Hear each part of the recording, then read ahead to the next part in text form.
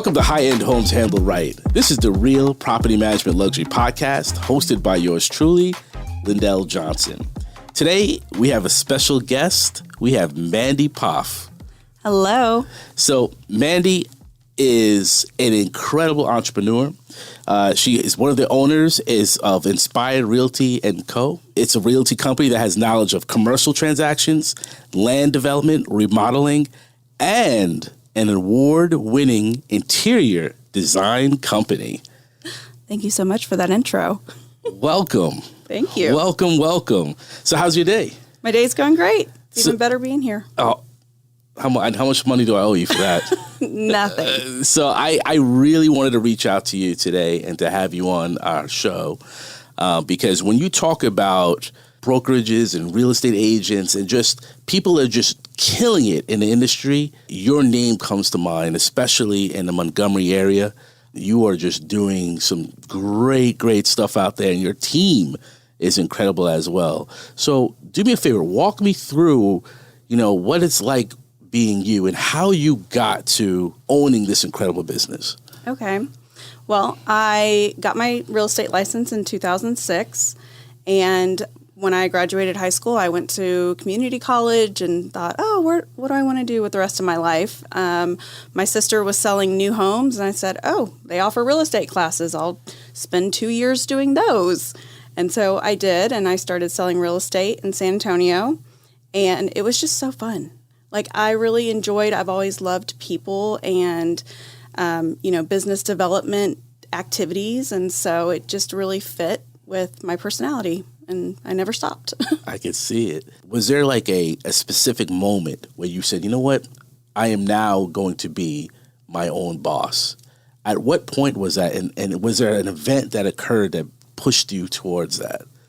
Well, I never wanted to be a team lead at all. I never wanted my own brokerage. I never wanted to be a broker. But my business partner, Lauren, did. And that was kind of always her dream.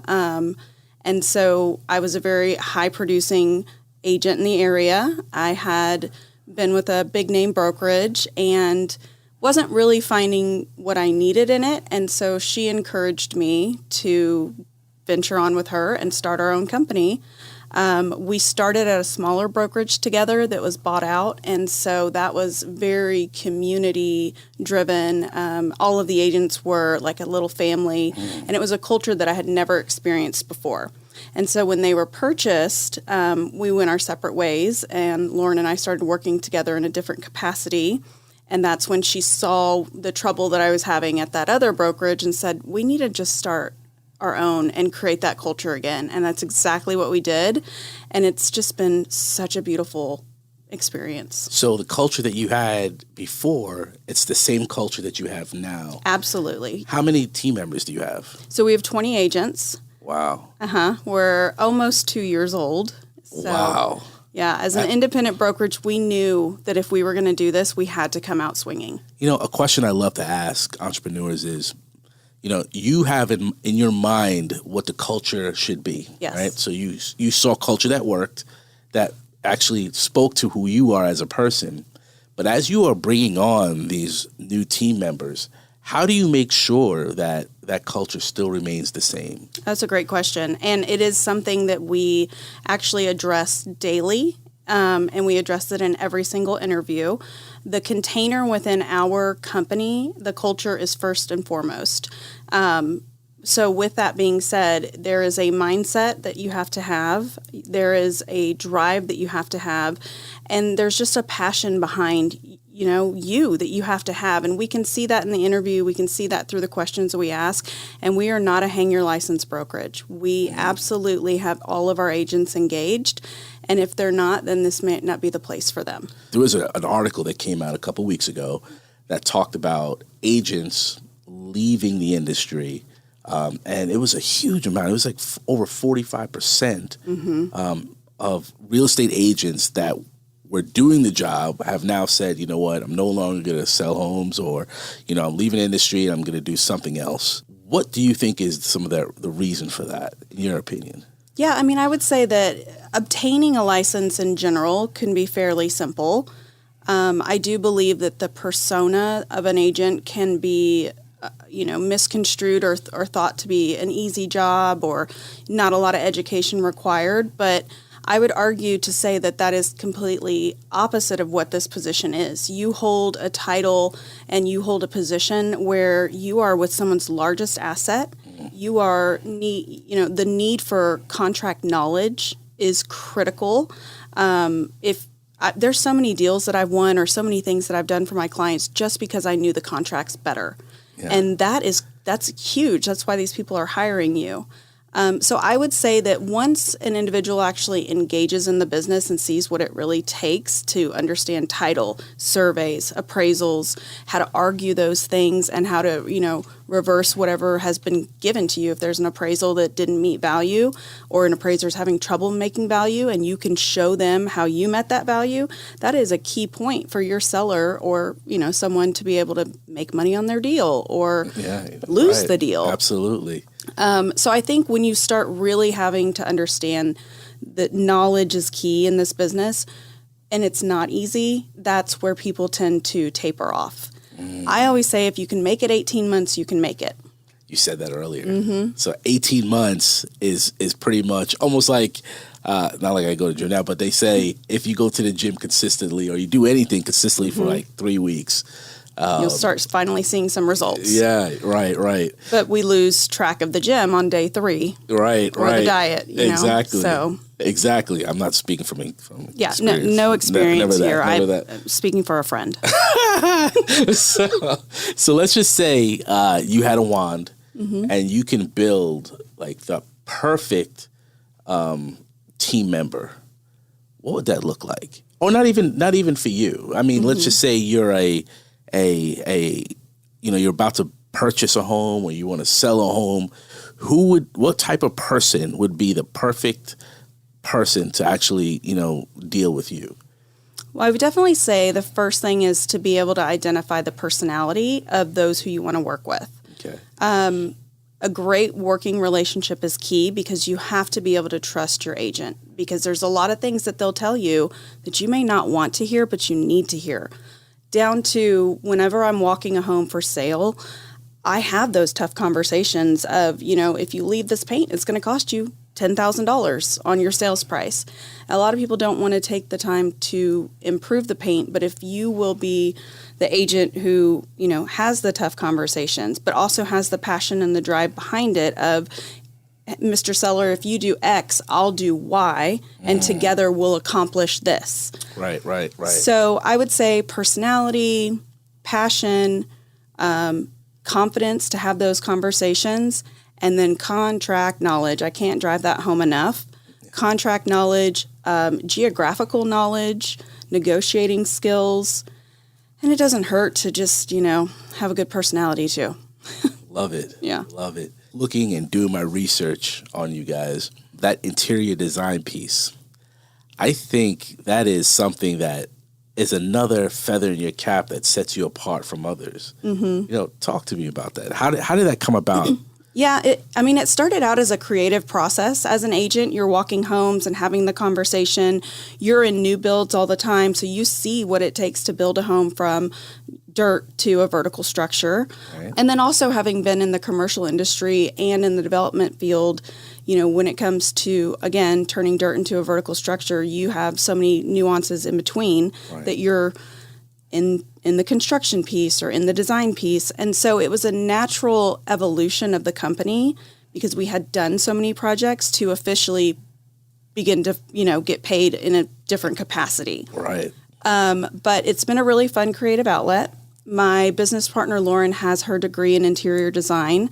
So it's so amazing to see her on the computer and to create these 3D models of what it is of the selections that, I'm helping choose. And then for us to be able to show that to the client of, I know you hate this kitchen, but look at what this kitchen could be in the 3D model before they even purchase a home. Right. It helps them to have an educated decision made because they know what they can do with the space. But then it also gives us that ability to service our clients in a completely different way. Wow, that's incredible because I think there aren't a lot of people that are doing it or companies that are doing it just like you are. You are leading the trail in this. We definitely said when we started Inspired Realty and Co. that we were 5 to 7 years ahead of where the real estate curve is. Yeah. We do know that the things that we're implementing, the strategies that we have right now are definitely going to be emulated later by other companies, but we'll be on to something way more innovative by that time. What's next? Oh gosh, what's next? That's a great question. If I could tell you, then I would know it myself. Really right now we have such a great momentum and such a great team that making sure that we're continuing to cultivate, the culture in our office, that we're continuing to service our clients. What we do is we implement a lot of community events, a lot of, partnerships with other businesses. We're all about women empowerment, even though we do have some men on our team. So really engaging with our community that we've formulated through Inspired is kind of, I think, what's next, is just really solidifying and helping empower others. That's beautiful. Thanks. That's beautiful. Every interviewer, I love to ask the magic wand question about going back in time. Through your journey of life, if you can go back in time and change something, would there be anything you would change? And if so, what would that be? That's a really great loaded question, isn't it? Always. I don't think so. I don't think I would change anything. I really have enjoyed my life. I think it's been just fun. I guess I would say no. I just wouldn't change anything. I don't know. I love that.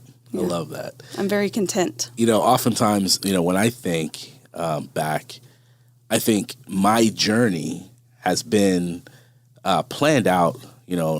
I think God really did set me on a trail to where I am today. I went from being a Marine. Oh, cool. Once a Marine, always a Marine, right? Yeah. But, college. They say hoo-yah? Hoorah. Hoorah. Hoorah. Say it again. Hoorah. That's what I'm talking about. Hoorah. My grandfather was a general. Really? Mm-hmm. So you're in the Marine Corps family. He was Air Force. Okay, but still in the military family. Oh, yeah. My dad was a staff sergeant. My brother was a corpsman. Oh, okay. Navy corpsman? Yeah, Navy corpsman. Nice. Yeah. The military is great. I love it. I love what it did for me, for my family. But as a business owner, it really teaches you things that you probably may not have learned at this point of your life. Mm-hmm. How to be a leader, how to be on time, be respectable. How just you learn so much from being in the military. Mm-hmm. But if I was to go back in time, just like you, I don't think I would change anything. I think everything was for a reason. Yeah. And now it's to build.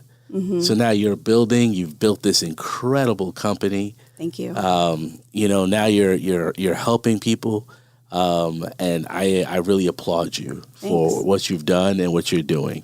Everything's just really driven through my intuition. I just trust my gut, and I'm very risk tolerant. So when there's an opportunity, I tend not to shy away from them. If it feels exciting, I know that that's probably where I need to be. And when I start to feel stagnant, that's probably where I need to exit. Mm.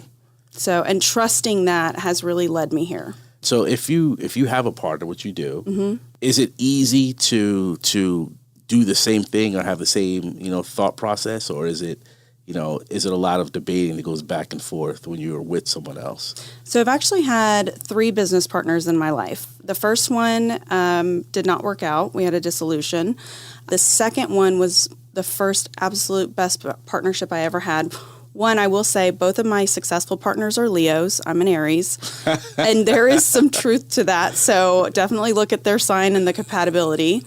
But the first partnership was when we started the development company, Breaking Ground Development. And his name is Andrew Allemond, and he's in our company now. That taught me so much about having a business partner and not, you have a spouse and you talk to them differently, but really, truly, my business partnerships were always so much more successful because there was just this absolute level of respect for the other person. And then, not that there's not at the home side, but you could just get a little bit more laxed there, which you shouldn't, is what I was trying to say, is they should be the same. They should be very the same. But my second partnership came with Lauren, and again, a Leo. And again, it was that very much the level of respect that I had for her opinion, her thoughts, listening to her and giving just objective thoughts of my own, but coming to a resolution together. She and I think very similarly, so we don't combat in that way. But there are times that her opinion is different, and for me, it's great because it's a different vantage point. Right. So I look at everything that my business partners do as just another vantage point or just a perspective that I hadn't thought of, and it's beneficial to me in that way. I've heard other business owners say that being a business owner is probably one of the loneliest It is. things to go through. Talk about isolation. Yeah. And, having someone that's in that fighting hole with you. I say that all the time. Yeah. So I have other business owner friends and they're like, how do you have a partner? And I'm just like, well, you've got to have the respect. And they're like, I'm just so in it by myself. And I resonate with that because as an agent, you start out by yourself. That's right. And so unless you have that self-motivation or you're bathing in it daily, it's tough. But right. There's some who have it. It's just that natural fire. And I don't know. I'm a generator, so I just keep going. And to bring people along with me is the goal. Outside of her, is there anyone that pulls you back and says, hey, that decision or that what you're thinking of doing is not the right decision? Like, you shouldn't have, I don't know an idea. But, someone that pulls you back and says, what you're doing is wrong. Or someone on the flip side to that saying, hey, you're doubting yourself. Mm-hmm. This is the way you should go. You can do it. Yeah. So I typically am that person for others. Yeah. And I am that person for myself. I really do talk to myself. I journal, I meditate, I get quiet. I try to do it daily. So I listen to my higher self a lot. But if I had to pick somebody here, I would say my business partner, Lauren, my other business partner, Andrew. And then I have a really great group of girlfriends who just are sounding boards for me, not in the industry that I can, I have a monthly dinner that I have with a few of my girlfriends. Nice. It's called the Myrrh because we're going to open a hotel in Galveston and it's going to be called the Myrrh. Yeah. Please write that down. Yes. The Myrrh. Coming when? Well, it's not purchased yet, but it's it will be there. Yes. It's going to happen. It's going to be very luxury, Great Gatsby feel, that whole vibe. Can I get a weekend free? You definitely. You can go to a grand opening. I definitely have to check with my business partners. There'll be 2 new ones. But that's key, right? Is keeping that level of respect. Right, absolutely. So I've just got a really great circle. And I keep my circle, like I said, the container in our office. Yeah. If it doesn't fit, we are not hesitant to say that, it's not a mutually beneficial relationship for us anymore. The last question I'm going to ask you, it's in regards to what just came out this week. Okay. This week, the news came out that the interest rates have gone down. And do you see a difference in sales because of that? Or do you think, it's going to take a while? Or what's your opinion on that? What do you think is going to come out of this? I always thought it was really funny, the market the last 3 years, watching it. When the interest rates turned, it took about 3 to 6 months for everybody to recalibrate and understand that was the current market. I think when they drop, it'll be faster, but I don't know that we've had enough of a significant drop to really impact the payments that people will be seeing. What I do think is it's going to help open up the threshold of the active buyers, their limits. So they may be able to look for a little bit more expensive of a home now. I don't necessarily think it's going to draw out a ton of buyers in the immediate. I think it'll be that 3 to 6 month again where we start to see it recalibrate. Right. It's just my opinion. I think all the experts will say if there's a % drop, you're going to have 11 million people come out. And that might be true. But in my experience of what I'm seeing in the current market, I think that is what's going to happen. Yeah, I agree with you. 100%. And I think that buyers need to be wary of, wanting for this interest rate to keep continuing to drop, because there is the other side of the coin. That price is then going to go up, because what goes down? Inventory. Right. And the demand will increase. Right. That's the natural business cycle of it all. It will, but now whether it's going to increase, drastically in the immediate, I think that people are still hesitant, and people are still moving if they need to, not as much leisurely moving. Or not as many investment properties being purchased by owner operators, not corporations. Right, great point. And we are seeing that. So in our business, we're 100% investors, right? All investors, and our numbers are going down because, just like what you're saying, people are moving because they need to, rather than they're really like recreational moving. Correct. Yeah. Correct. They're not really doing that as much. I do believe in 90 days to 6 months, we will see a change in that, and that demand will increase. But again, I think it's going to take people a minute to, one, trust that the environment feels good, because I think everybody's just a little bit uncomfortable right now. Right. So once they can see and feel others doing it, they will kind of get that herd mentality and do it themselves. Got it. Well, I agree with you 100%. This has been a great talk. This is fun. I'm happy you came. Yeah. Once again, we have Mandy Poff from Inspired Realty and Co. And once again, thank you for coming, and thank you for spending time with me. Yeah. And it's been a pleasure. It's been my pleasure. I enjoyed it. I look forward to seeing you again. Thanks.